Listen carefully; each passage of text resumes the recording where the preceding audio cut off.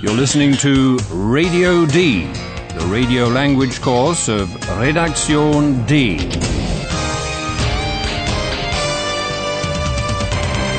A joint project of the Goethe Institute and Deutsche Welle Radio. The author is Herat Mese.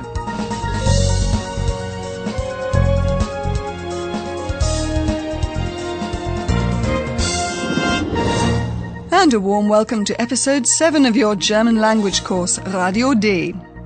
Our two reporters, Paula and Philipp, have been looking into the mystery surrounding the death of the Bavarian king Ludwig II. This time they want to tell us about his life, but unfortunately they haven't actually reported in yet. Stimmt nicht. Hier sind 3 neue Minidiscs von Paula und Philipp. What? 3 new mini-discs? Let's play them right away for our listeners. Hallo, liebe Hörerinnen und Hörer. Willkommen bei Radio D.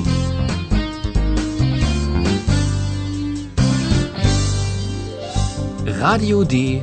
Das Hörspiel. As you already know, King Ludwig II lived in the 19th century. He was a melancholic man who loved to be driven through the lonely forests at night, in winter in a sleigh. Imagine a night with a full moon and mountains covered in snow, and listen to what it was King Ludwig loved so much.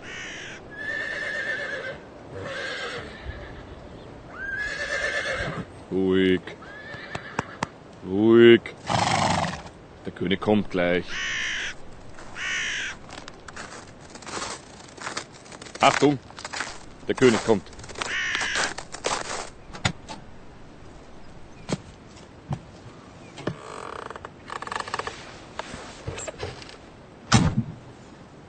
Ja!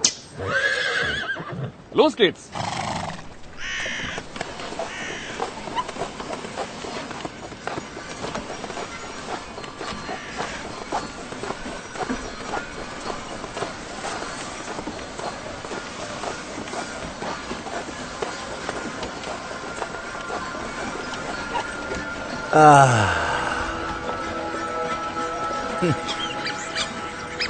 Na, wie schön.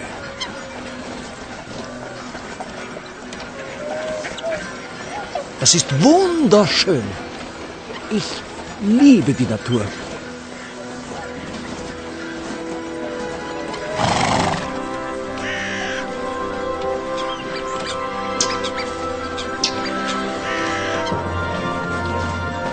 Und ich liebe die Musik. Musik von Richard Wagner.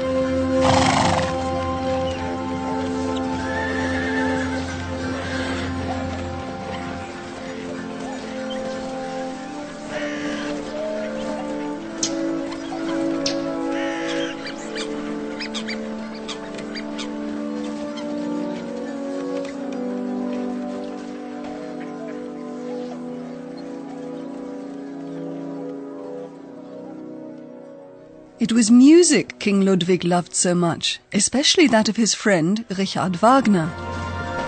Und ich liebe die Musik. Musik von Richard Wagner. A sleigh ride. It's like an image from a fairy tale, don't you think? That's one of the reasons why they called Ludwig the fairy tale king. You know, you can still take a sleigh ride like that now, though it might not be quite as romantic as you expect, because it's pretty cold and you drive on the roads. It was better for King Ludwig. He was snuggled up inside a thick fur and could enjoy the nature he loved so much and dream of the music of his friend Richard Wagner.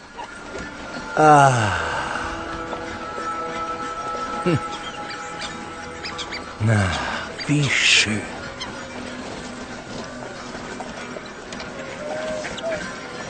Das ist wunderschön. Ich liebe die Natur.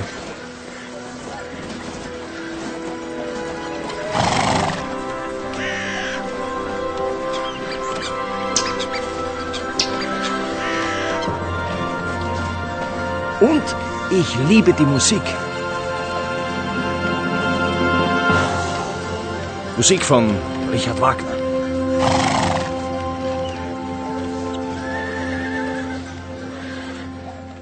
But in his youth, when King Ludwig wasn't quite as lonely as he was in adulthood, and also not quite as off his rocker, as you might say, he celebrated wild parties in his palaces, with dancing and music and colourful lights. And as often as possible, he sought the company of his cousin, Sissy, to whom he had a romantic attachment all his life. Try and imagine a royal feast. What might King Ludwig ask of Sissy?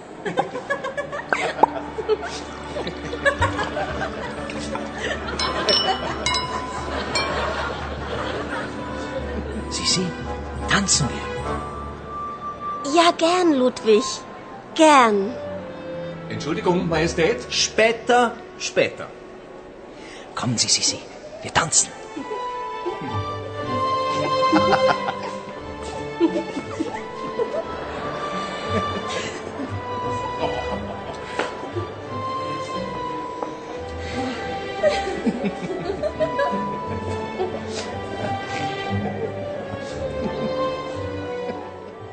King Ludwig asks the beautiful Sissy, the later Empress of Austria, to dance. Sissi, tanzen wir. Kommen Sie, Sissi, wir tanzen. And he wants no one to disturb them, because Sissy enjoys dancing with him, and it would be discourteous to keep her waiting. Sissi, tanzen wir. Ja, gern, Ludwig. Gern. And when King Ludwig wanted to be quite alone with Sissy, he'd invite her to dinner in one of his palaces. Now you're probably wondering how one could be alone for dinner in such a big palace. Well, at his Linderhof palace, the king had a special table device built, and when Sissy sees it for the first time, she's quite amazed. Can you imagine what kind of construction this table, Tisch, might be? Essen und kein Tisch? Wie geht das, liebster Ludwig? Wo ist der Tisch? Moment, Moment.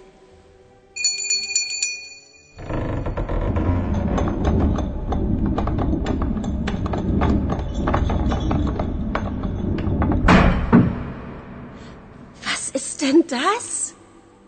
Ein Tisch, liebe Sissi? Das sehe ich, aber woher kommt der Tisch? Von unten. Von unten? Ja, schauen Sie mal.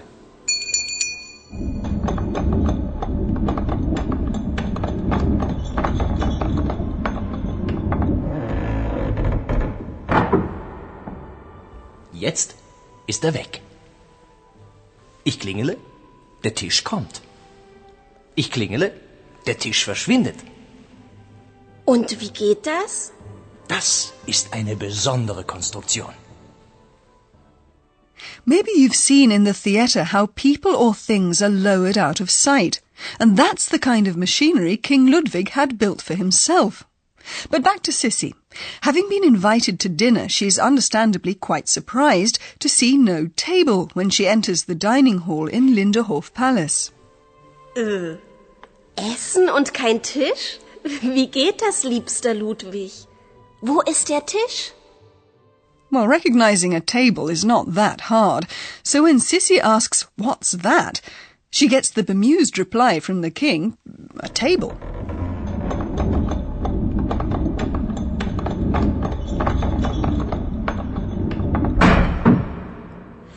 Was ist denn das? Ein Tisch, liebe Sissi? It's not the table as such she means, of course. She wants to know where it's come from so suddenly. The answer, from below, isn't really much of an explanation.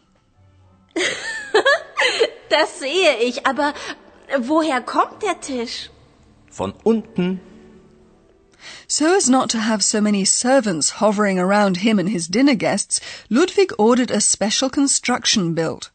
On the ground floor was the kitchen. The table was laid there.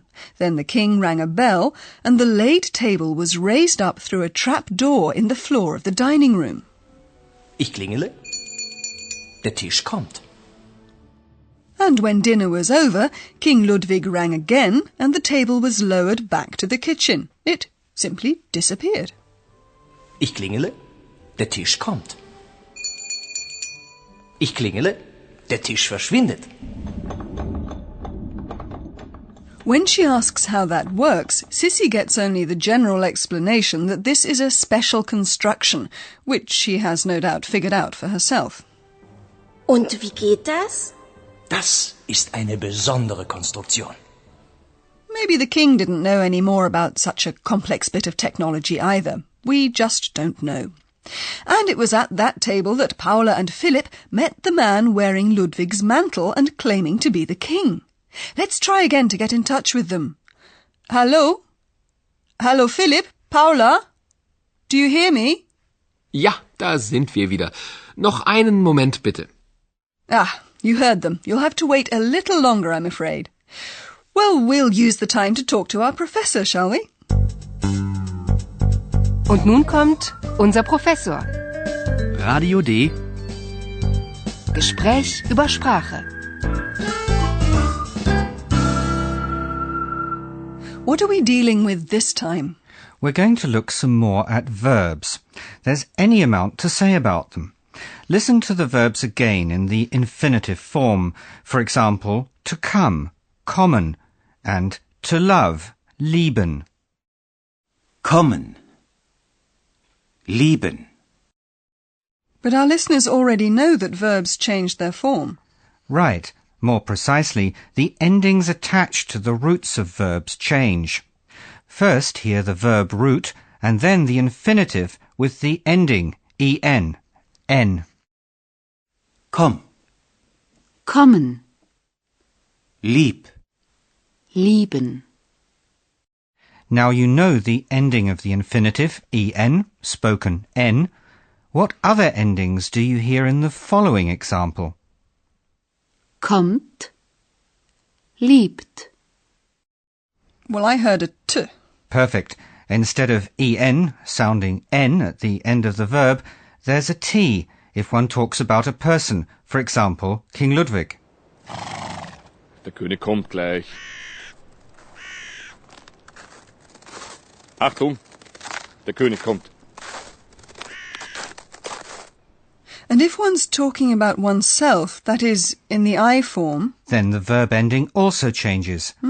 Which ending do you hear in the following example? Liebe. Ich liebe.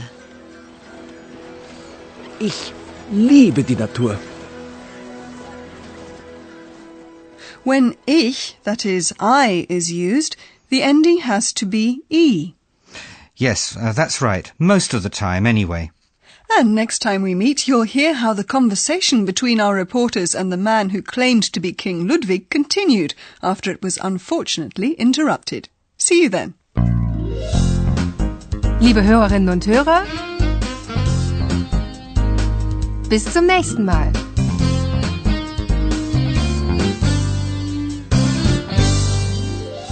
You've been listening to Radio D, a German course of the Goethe Institute and Deutsche Welle Radio. Und tschüss.